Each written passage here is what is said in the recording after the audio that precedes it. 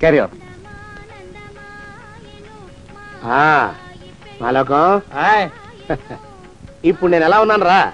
నా చిన్నప్పుడు తోలుబొమ్మలాట్లో ఉండేవాడు బాబు, బుట్టకెత్తిగాడని. తమరిని చూస్తే ఆడు గుర్తుకొస్తున్నాడు బాబు.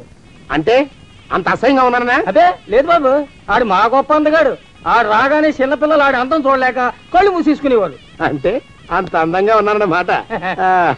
అబ్బో ఏడైపోయింది, పద పద ప్రబింటికి వెళ్ళాలి. నీ బండిది. బండి అదేమన్నా కారా మోటార్ సైకిలా షెడ్ లోంచి బయటికి తీయడానికి? బయట చెట్టు కిందే పడి ఉందండి. అయితే పదా.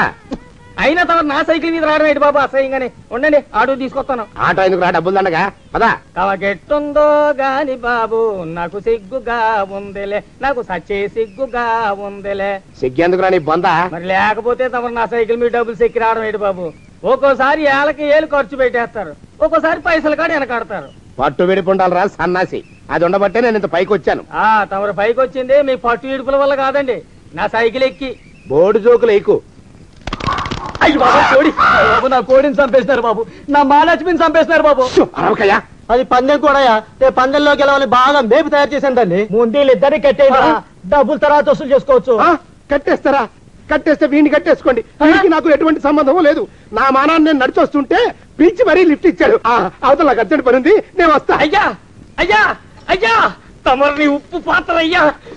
అయ్యారు 4000 వదిలేసి పారిపోతారా?